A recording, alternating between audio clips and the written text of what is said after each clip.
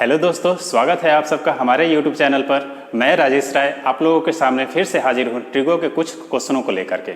ठीक है, एक एक करके हम लोग उसको टाइप वाइज करके देखेंगे और उसे सीखेंगे और समझेंगे भी। ठीक है, तो आइए, पिछली वीडियो में हम लोगों ने जहाँ देखा था उसी से हम लोग आगे बढ़ेंगे आज। ठीक है, क्योंकि आप लोग को अगर पिछले वीडियो अगर आप लोगों ने हमारा ध्यान से देखा होगा तो पिछले वीडियो में हमने एक कॉन्सेप्ट समझाया था कि अगर दिया होगा किसी क्वेश्चन में, अगर a sine theta plus b cos theta equal to c, ठीक है, और b sine theta minus a cos theta equal to d, अगर किसी क्वेश्चन में दिया होगा ये, तो हम लोगों ने देखा था कि ए बी सी और डी में जो रिलेशन होता है वो होता है A square plus B square equal to C square plus D square. ठीक है, अगर कोई क्वेश्चन में दिया होगा A sine theta plus B cos theta equal to C और B sine theta minus A cos theta equal to D, तो A square plus B square बराबर C square plus D square, ये हम लोगों ने देखा था। ठीक है, तो इसी तरह से आज हम लोग एक कॉन्सेप्ट देखेंगे। अगर किसी क्वेश्चन में आपको दिया होगा A sec theta minus B tan theta equal to C और B sec theta minus A tan theta equal to D. ठीक है, किसी क्वेश्चन में अगर आपको दिया होगा एक sec theta minus B tan theta equal to C और B sec theta minus A tan theta equal to D, अगर इस फॉर्मेट में दिया होगा तो ए बी और सी में जो हमारा रिलेशन होगा वो होगा A square minus B square equal to C square minus D square. ठीक है, अब ये आपको पिछले वीडियो में हम लोगों ने जैसे ये इस क्वेश्चन को हम लोगों ने इसको जो प्रूव किया था, तो इसमें हम लोग किए थे स्क्वायरिंग बोथ साइड और ऐड किए थे। तो इस चीज को हम लोग सेम वही काम करेंगे, squaring both side and subtract करेंगे, मतलब घटा देंगे, तो हमारा ये आ जाएगा। अगर ऐसा क्वेश्चन का फॉर्मेट होगा तो हम लोग डायरेक्ट इस लाइन को हिट करेंगे। ठीक है, अब आइए एक क्वेश्चन बनाते हैं हम लोग, पहले इसे मिटाते हैं। आइए एक क्वेश्चन को देखते हैं हम लोग और उसे कैसे बनाया जाएगा। क्वेश्चन अगर होगा, क्वेश्चन अगर आपको एग्जाम में दिया होगा साइन थीटा बटा एक्स बराबर कॉस थीटा बराबर वाई। ठीक है, ये अगर दिया होगा और आपको क्वेश्चन निकालना होगा तो sine theta minus cos theta equal to what, ये मुझे फाइंड करना है। ठीक है, तो देखिए ऐसे क्वेश्चन को बनाने के लिए हम क्या करेंगे, इस कॉस को हम उठा करके इधर लेकर आ जाएंगे और साइन उठ करके उधर चला जाएगा, तो हमारा ये हो जाएगा sine theta upon cos theta equal to X बटा वाई। ठीक है, तो अब देखिए, अगर बहुत सारे लोग जो हैं एग्जाम में इसको यहां आने के बाद क्या करते हैं कि जहां आपको साइन थीटा, चूंकि हमको निकालना है sine theta minus cos theta, तो एग्जाम में बहुत सारे लड़के क्या करते हैं, अब साइन का जो वैल्यू है एक्स और कॉस का जो वैल्यू है वाई, वो निकाल करके एक्स माइनस वाई वो आंसर दे करके निकल जाते हैं। और आपके ऑप्शन में भी आपको एक नंबर जो ऑप्शन होगा उसमें आपको एक्स माइनस वाई ही दिया होगा। ठीक है, लेकिन ये आपको गलत होता है, ये कभी भी आपको ऐसा नहीं होगा। अब क्यों नहीं होगा, आइए हम देखते हैं। देखिए, चूंकि साइन थीटा का होता है, जो साइन थीटा का वैल्यू वो होता है पी बाई एच होता है, और कॉस थीटा जो होता है बी बाई एच होता है। चूंकि रेशियो जो है ये, तो इसीलिए आपको एच यहां पर कट गया है। लेकिन अगर माइनस जहां करेंगे, जैसे कि ये P by H minus B by H, अगर हम इसको माइनस करेंगे तो ये क्या हो जाएगा, एच हमारा कभी कटेगा नहीं, रहेगा। ठीक है ना। अब यहाँ जो हम लोग पिछले जैसे देख रहे थे एक और x माइनस वाई करेंगे तो वहाँ पर आपको h नहीं है, तो इसलिए उस फॉर्मेट पर कभी नहीं बनाना है।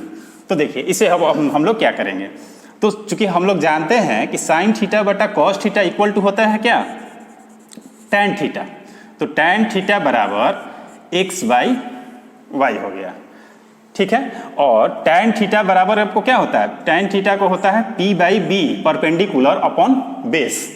तो अब जैसे यहाँ पर एक हम डायग्राम देखते हैं, ऐसे ये राइट एंगल है, ये ए बी और ये सी हो गया। अगर इस कोण के बारे में अगर हम लोग बात करें, थीटा ये है, तो ये आपको परपेंडिकुलर है, p है, तो p बराबर हमारा x हो गया और b बराबर हमारा y हो गया। तो ये हाइपोटेनस हमारा क्या हो जाएगा, x square plus y square का अंडर रूट।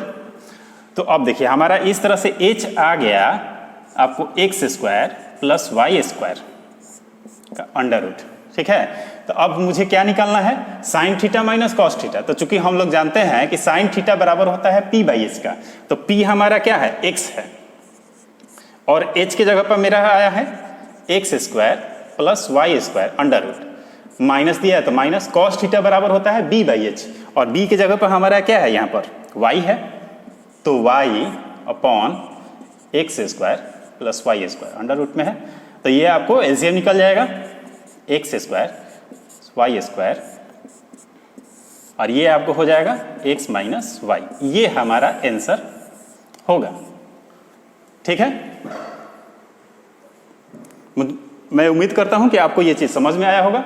अब आइए एक दूसरा आपको कॉन्सेप्ट समझते हैं हम लोग। अब आइए एक नया कॉन्सेप्ट हम लोग देखते हैं। अगर कोई क्वेश्चन आपको होगा इस फॉर्मेट पर दिया होगा a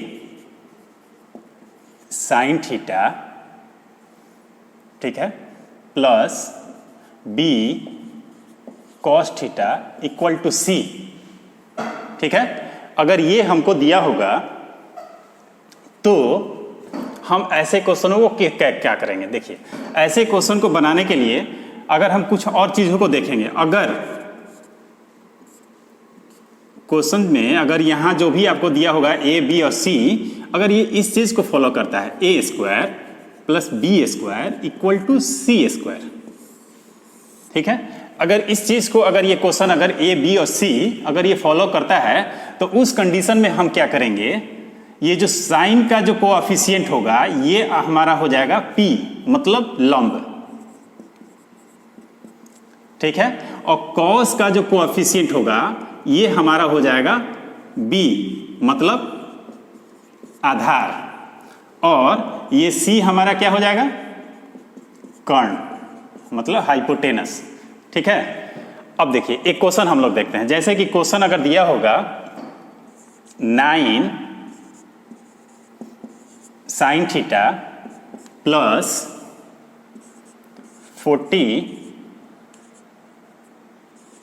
cos theta equal to 41, ठीक है। अगर हमारा क्वेश्चन अगर ये होगा 9 sine theta plus 40 cos theta equal to 41, अगर ऐसा दिया है तो देखिए हम अगर देखेंगे 9 का स्क्वायर और 40 का स्क्वायर करके अगर हम लोग उसको जोड़ेंगे तो वो 41 के स्क्वायर के बराबर होगा। मतलब कि ये जो है 9, मतलब 9, 40 और 41, ये हमारा क्या है, ट्रिपलेट है, ठीक है। तो अगर ये होगा तो अब हम क्या करते हैं, जो साइन का जो गुणांक होता है कोएफिशिएंट, वो हमारा p का काम करता है, तो इसमें हमारा लंब हम क्या हो जाएगा, 9 हो जाएगा।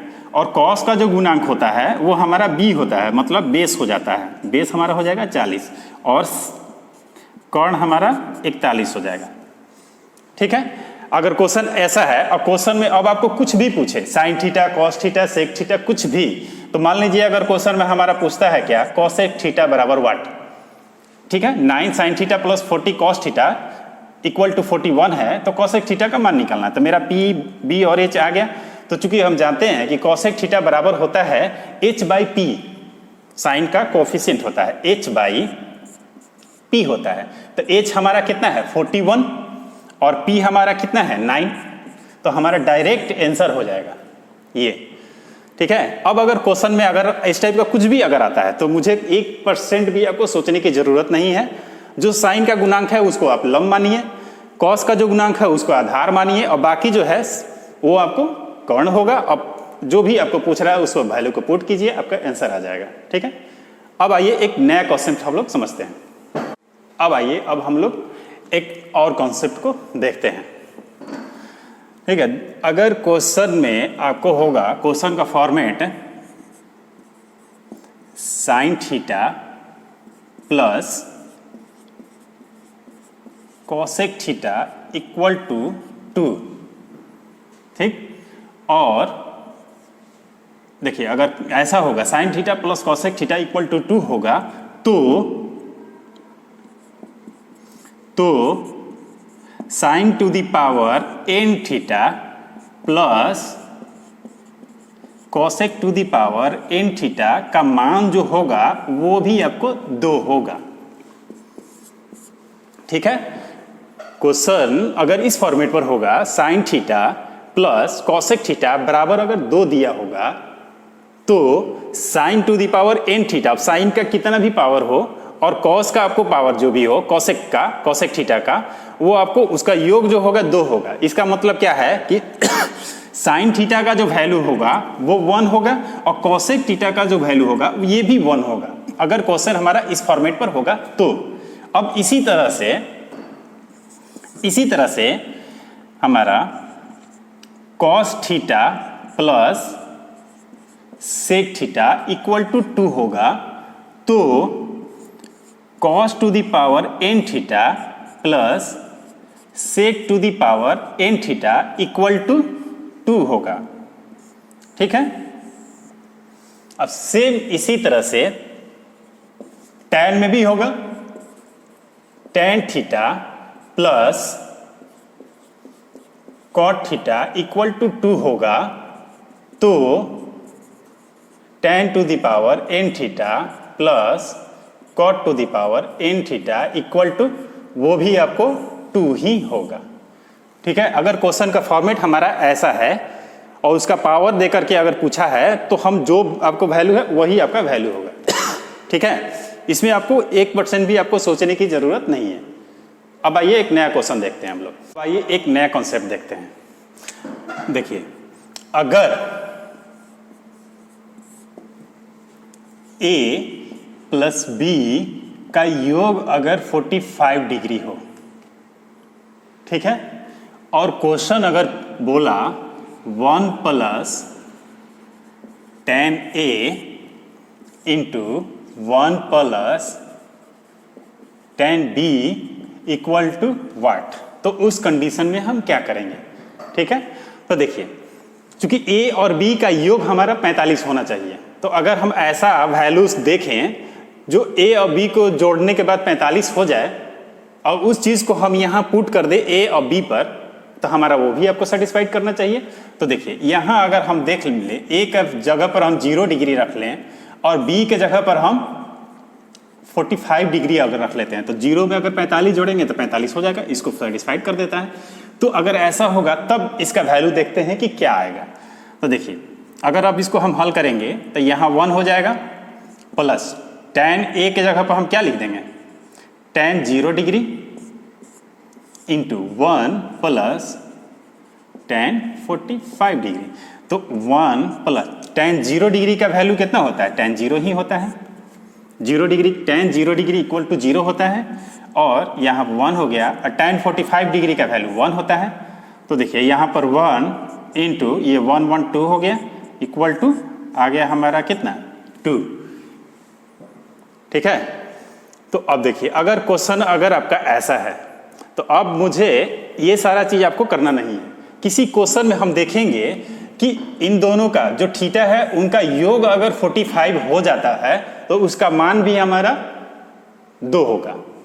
ठीक है। हमेशा जैसे कि अगर आपका क्वेश्चन होगा 1 plus tan 5 degree into 1 plus tan 40 degree. ठीक है। तो अब देखिए यहाँ पर आपको 40 और प्लस में 5 ये हम जोड़ लेते हैं तो हमारा 45 कंप्लीट हो जाता है इसका मतलब इसका आंसर कितना हो जाएगा? 2 हो जाएगा। अब मुझे इस पर बनाने की सोचने की जरूरत नहीं है। अब देखिए, जैसे कि अगर क्वेश्चन अगर आता है आपका 1 + tan 10 degree into 1 + tan 35 degree, 35 और 10 को जोड़ेंगे हमारा 45 कंप्लीट हो जा रहा है। इसका मतलब इसका भी आंसर हमारा कितना हो जाएगा? 2 हो जाएगा। ये आपका ट्रिक है, ठीक है। हम इस चीज को अगर हम याद कर रखते हैं कि a + b का योग अगर 45 डिग्री होगा तो उस कंडीशन में हमारा उसका वैल्यू 2 ही आएगा, ठीक है। तो मैं आशा करता हूं कि आज का वीडियो आप लोगों को अच्छी तरह से समझ में आया होगा। आज के लिए हम लोग इतना ही रहने देते हैं। Okay, thank you.